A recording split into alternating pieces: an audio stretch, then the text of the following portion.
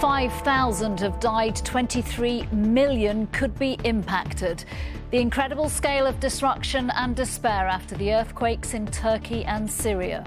Rescuers are also battling heavy rain and snow in the already difficult search for survivors. But survivors are still being found, the hope among the heartache.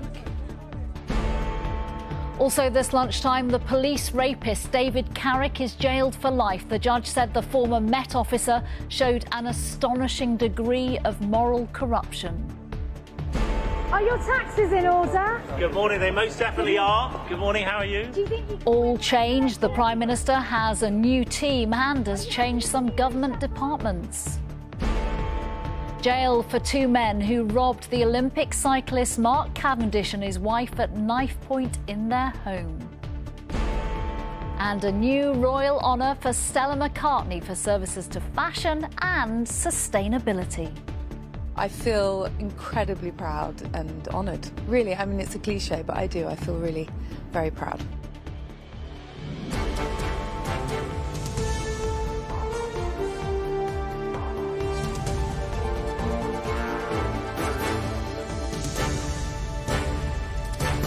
This is the ITV Lunchtime News with Nina Hossain.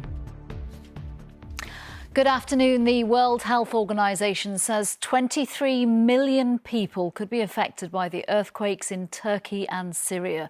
The scale of the devastation and the impact of such powerful quakes is only just sinking in, with the death toll already rising to more than 5,000 today. The rescue operation is being supported by the world over. But on the ground, the search for survivors is being further hampered by some harsh winter conditions. Sangeeta Kandola has the latest. As day broke, the true scale of Turkey's changing landscape was laid bare. Destroyed and devastated. The deadly earthquakes and unwelcome tremors and aftershocks that followed have left people in disbelief and desperation. Through the night, relentless major rescue efforts, specialist heavy machinery brought in to lift the dead weight of concrete in the hope of reaching anyone alive. And through the dark, there were glimmers of light. This young girl cried tears of relief at being found and freed. The earthquakes that struck with such ferocity, the first during the night on Monday, lasted 90 seconds, obliterating buildings as people slept in Gaziantep. The second, a few hours later, just shy of the 7.8 magnitude force of the first one, ensured cement crumbled like sand as the second earthquake took hold, taking thousands of lives with it. The World Health Organization is warning fatalities could reach as high as 20,000 in the coming days. Calls of help from beneath the rubble can still be heard, but time is running out. The devastation caused by the cruel hand of Mother Nature continues, inflicting freezing cold conditions and heavy rain, making the rescue attempts difficult in these already dire times. The situation in Turkey is desperate, and even more so in Syria. With millions already displaced by civil war, getting aid there is particularly painful. But rescue teams are doing all they can.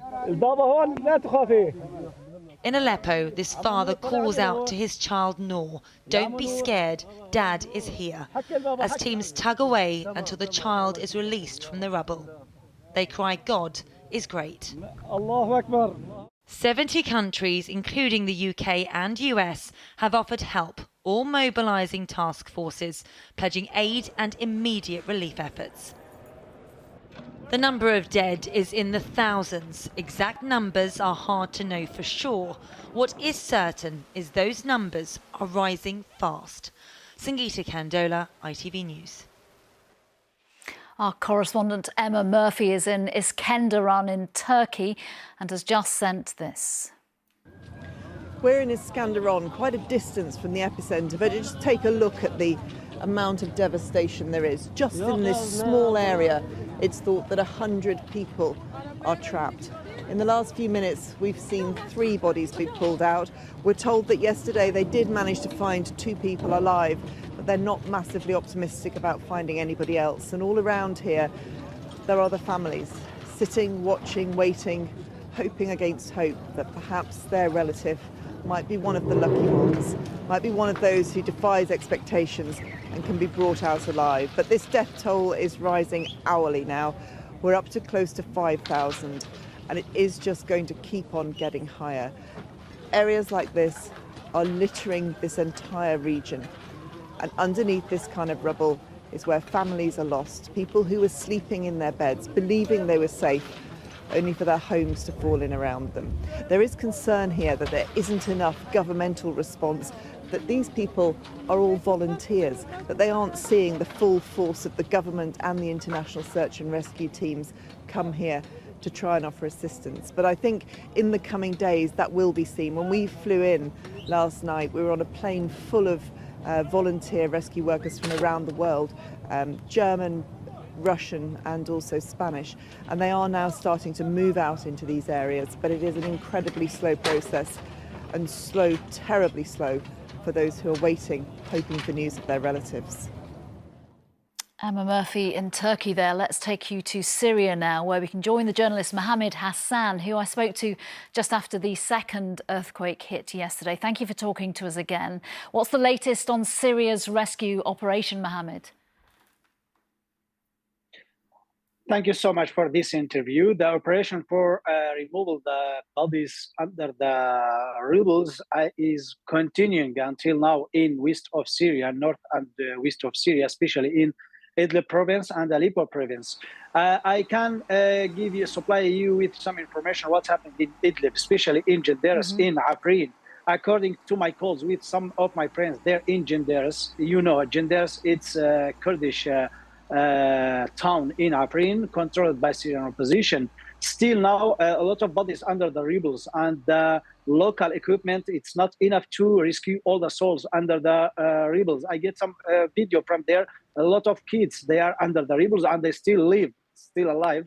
But the local equipment, it's not enough to rescue them.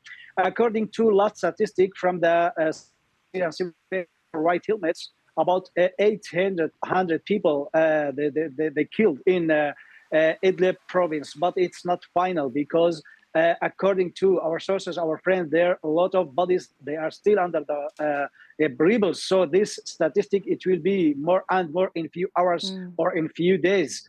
And at least 2,000 people were injured in this region in Idlib.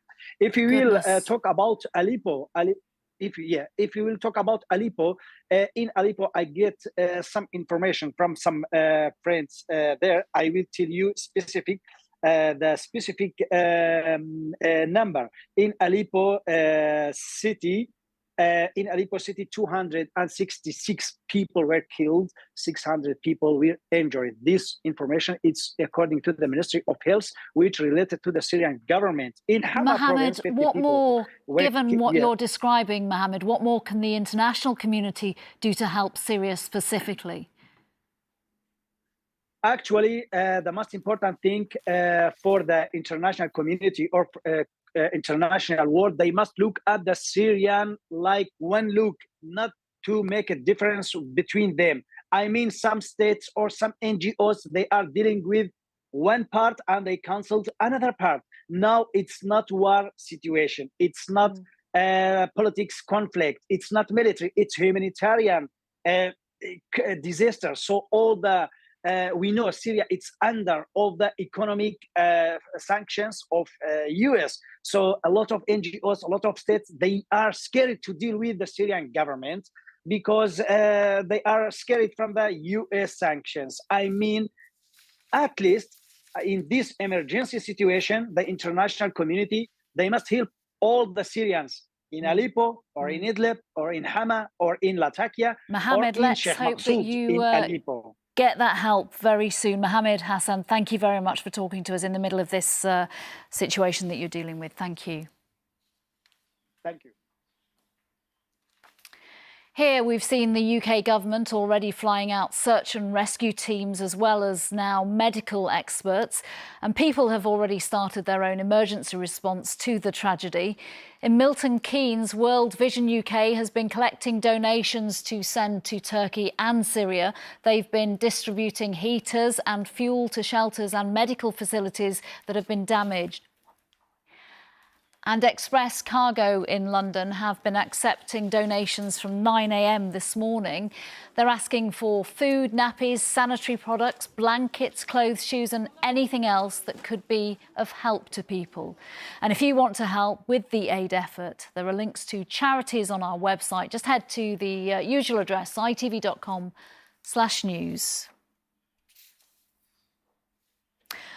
Moving on to news back here then, and it's all changed at Westminster. The Prime Minister has made some changes to his cabinet and some key government departments. The shake-up comes after he sacked the Tory party chair, Nadeem Zahawi. With the details of who's in, who's out and the new departments, here's our political correspondent, Carl Dinnan.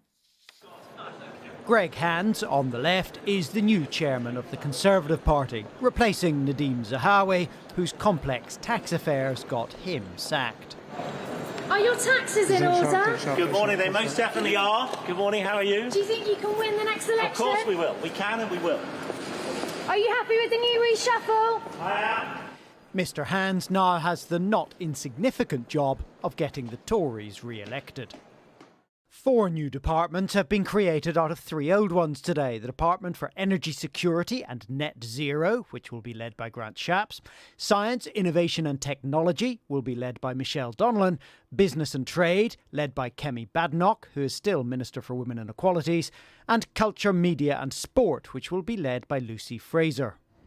As reshuffles go, it's fairly limited, although Jeremy Hunt still checked his folder before announcing, "I'm still Chancellor." Are you being reshuffled, Mr. Hunt? He seemed to enjoy the changes to the machinery of government too. Mr. Speaker, I did check that my department still exists before coming along today, and you'll be pleased to know that the great ship of state that is the Treasury sails serenely on. And if the new Energy Department sounds familiar, that's because the last Labour government set one up under Ed Miliband. But the opposition don't think much of today's changes.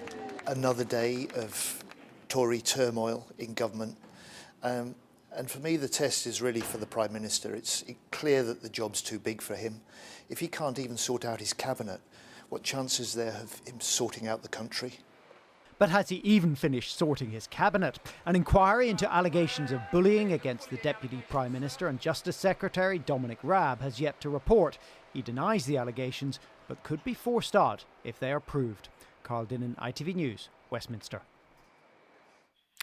The energy giant BP announced its annual profits more than doubled last year, hitting a record high following a surge in gas prices.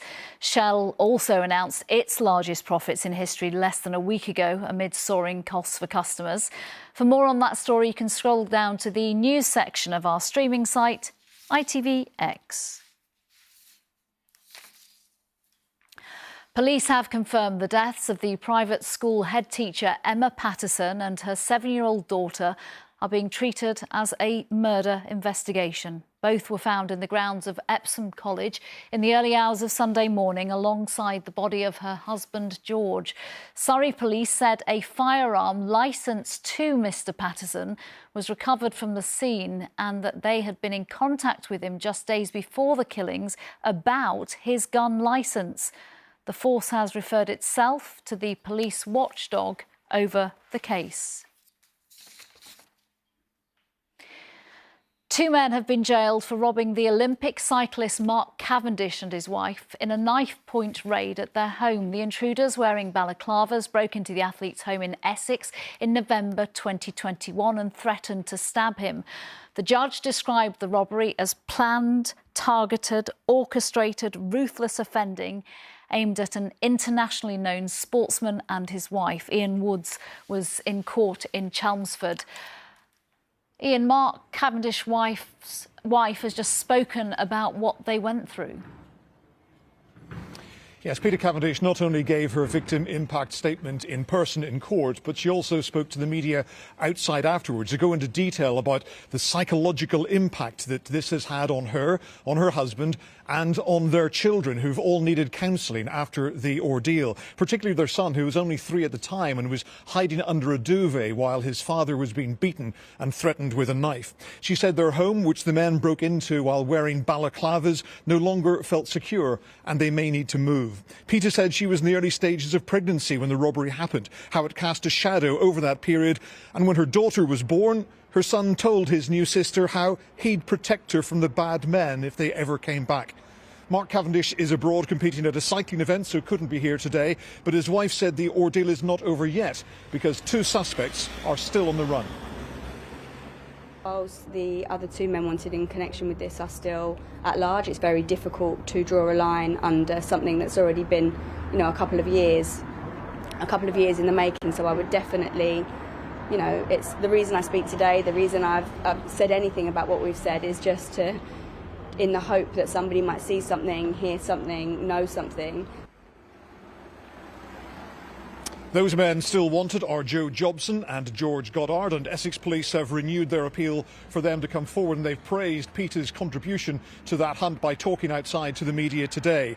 Today, Romario Henry, who had denied being involved but was found guilty, was sentenced to 15 years. His accomplice, Ale Cisse, who had pleaded guilty, was given 12 years, but another 8 years on top of that for unrelated firearms offences. The judge, David Henry, said he had no doubt they had links to organised crime.